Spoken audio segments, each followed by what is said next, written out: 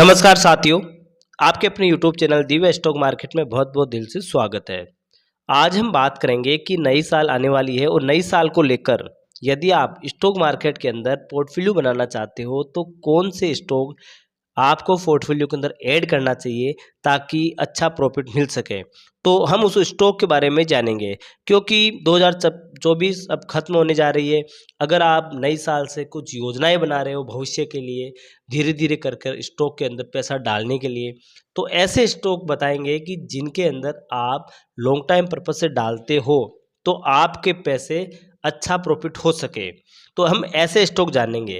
तो stock box में Indian stock market 2025 के लिए जो कि जैसे कि बैंकिंग सेक्टर है, सीमेंट सेक्टर है, हॉस्पिटलिटी है, टेक्नोलॉजी सेक्टर है, इनसे जुड़े हुए डिफेंस सेक्टर है, इनसे जुड़े हुए हम कुछ स्टॉक जानेंगे। वो एक एक कर कर हम डिस्कस करेंगे। तो पहली बात तो है कि यदि आप स्टॉक मार्केट के अंदर निवेश करना चाहते हो तो क्या है कि आपको सबसे पहले ध्यान क्या रखना है, इंटरडे ऑप्शन का ध्यान रखना है। ऑप्शन और इंटरडे को नहीं करना है क्योंकि इंटरडे ऑप्शन के अंदर अधिकतर लॉस होता है। तो आपको ऐसे स्टॉक चुनने हैं जो आपको लॉन्ग टाइम पर्पज से अच्छा प्रॉफिट दे सके और भविष्य में आपको आने वाले समय के अंदर अच्छा प्रॉफिट मिल सके। या तो आप म्यूचुअल फंड के अंदर जा सकते हो ताकि आपको अच्छा रिटर्न मिल सकता है म्यूचुअल फंड के अंदर, तो वहाँ पर आप जा सकते हो। या फिर आप कुछ ऐसे स्टॉक चुन सकते हो धीरे धीरे कर कर जो आपको लॉन्ग टाइम पर्पज से अच्छा प्रॉफिट मिल सके। तो हम स्टॉक पर चलते हैं। तो पहला स्टॉक हमारा अंबुजा सीमेंट। अंबुजा सीमेंट का देखा जाए तो ये 573 रुपये पर ट्रेड कर रहा है।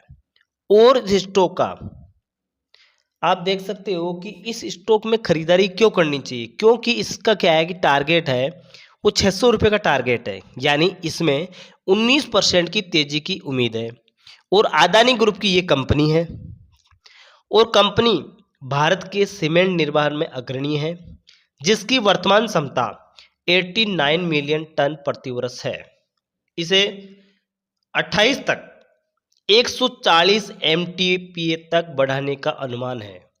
ओरिएंट सीमेंट और पेनस सीमेंट एकीकरण सहित रणनीति अधिग्रहण इसकी विस्तार योजनाएं हैं और मजबूत करने की आगे की योजना है। तो ऐसे में आप अंबुजा सीमेंट के कुछ शेयर पोर्टफोलियो के अंदर ऐड कर सकते हो।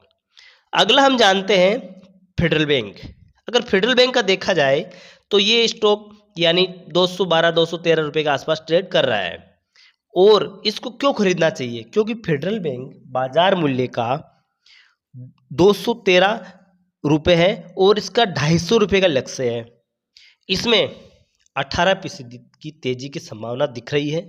बैंक ने दूसरी तिमाही में रिकॉर्ड ऊंचे लाभ हासिल किया है और अब अपने FD CEO जो कि मणियन के नेतृत्व में फेडरल बैंक ने 25 के लिए 18% का महत्वाकांक्षी क्रेडिट ग्रोथ गाइडेंस निर्धारित किया है। और फेडरल बैंक ने जो कि मध्यम आकार बैंकों के बीच एक मजबूत दावेदार के रूप में अपनी स्थिति मजबूत की है। तो ऐसे में आप फेडरल बैंक के अंदर जा सकते हो। अगला स्टॉक देखते हैं हम HDFC बैंक। तो HDFC स्टॉक को तो आपने जानते होंगे कि मोनोपोली स्टॉक है और इसको क्यों खरीदना चाहिए। ये भी देखा जाए तो 1873 रुपये के आसपास ट्रेड कर रहा है। और HDFC बैंक यानी इसका बाजार मूल्य 2105 रुपये का लक्ष्य है और 18% का तेजी प्रदान करेगा ये, क्योंकि 25 तक इसका टारगेट। और 25 प्रत्याशित दर में कटौती से शुद्ध ब्याज मार्जिन स्थिति होने की उम्मीद है जो अगले 2 वर्ष में 3.47% से बढ़कर 4% होने का अनुमान है। एसेट क्वालिटी और कुशल विकास रणनीतियों पर मजबूत फोकस के साथ HDFC बैंक एक विश्वसनीय लॉन्ग टर्म इन्वेस्टमेंट बना हुआ है। तो आप HDFC बैंक के अंदर भी जा सकते हो। अगला हमारा है हीरो मोटरकॉर्प। इसका देखा जाए तो ये स्टॉक 4575 के आसपास ट्रेड कर रहा है और इसका टारगेट है यानी 5717 रुपये का टारगेट है। तो 18% की तेजी की उम्मीद जगाता है ये स्टॉक। कंपनी अपने प्रमुख मॉडल और आगामी ई स्कूटर लॉन्च के साथ ईवी बाजार में प्रवेश करने से मजबूत विकास के लिए तैयार है।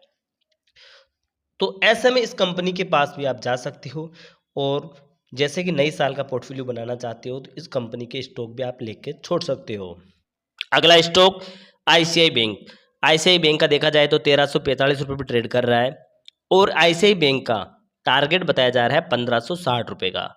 तो इसमें 20% यानी 20% की अपसाइड प्रदान करता है और बैंक के बेहतरीन परिसंपत्ति गुणवत्ता, कम जीएनपी और एनपीएस स्तरों पर जो परिलक्षित होती है और रेपो रेट से जुड़े 51% ऋण के साथ वित्त वर्ष 25 में जो कि प्रत्याशित दर पर कटौती से इसके शुद्ध ब्याज मार्जिन एनआईएम को स्थिरता करने की उम्मीद है।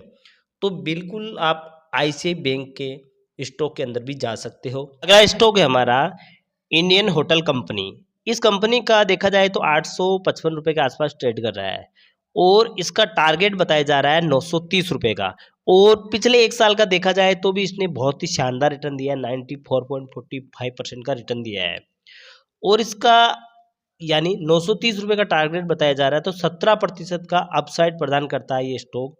और इस स्टॉक का अगर हम देखा जाए तो डोमेस्टिक जो कि हॉलिडे मार्केट बुनाने के लिए क्यूमिक और अमास्टर जैसे क्षेत्र में काफ़ी इसका स्थान है, एक मजबूत बैलेंस शीट है इसकी। तो ये भी एक कि बहुत ही मजबूत खिलाड़ी स्टॉक है, तो इसके अंदर भी बिल्कुल निवेश किया जा सकता है। और हमारा अगला स्टॉक देखा जाए तो यहाँ पर देख सकते हो कि महिंद्रा और महिंद्रा ये स्टॉक 3082 के आसपास ट्रेड कर रहा है और इस स्टॉक का 52 वीक की हाई की बात की जाए तो 3222 का है, यानी 52 वीक के हाई से काफ़ी नीचे मिल रहा है। और इस स्टॉक का अगर हम टारगेट की बात की जाए तो 3635 रुपये का लक्ष्य इसका जाने की उम्मीद है और यहाँ से देखा जाए तो 19% यानी 19% का अपसाइड प्रदान करता है और यूटिलिटी वाहनों यूवी की एक मजबूत लाइनअप का दावा करती है और ईवी बाजार की एक महत्वपूर्ण पेट बनाई रहा है। तो अगला स्टॉक क्या है कि ये देखा जाए तो महिंद्रा एंड महिंद्रा के अंदर जा सकते हो आप। इसके अलावा देखा जाए तो अगला स्टॉक देखा जाए तो जोमेटो। अगर जोमेटो को भी देखा जाए तो ये भी 288 रुपये के आसपास ट्रेड कर रहा है और इसका टारगेट बताया जा रहा है 325 रुपये का, यानी 19% का अपसाइड प्रदान करता है। और फूड डिलीवरी और क्विक कॉमर्शियल में कंपनी का नेतृत्व है जो कि ब्लिंकिट के विस्तार, हाइपरयोर की वैकल्पिक रेवेन्यू फॉलो के साथ जोमेटो को एक्यूपेंशियल ग्रोथ के लिए स्थान देता है। इंटरनेट की बढ़ती पहुंच, उपभोक्ता व्यवहार में बदलाव से इसकी स्थिति और मजबूत होती है, जिससे जोमेटो भारत की तेजी से बढ़ती डिजिटल अर्थव्यवस्था में एक मजबूत दावेदार बना हुआ है। तो अगला स्टॉक आप जोमेटो के अंदर भी जा सकते हो।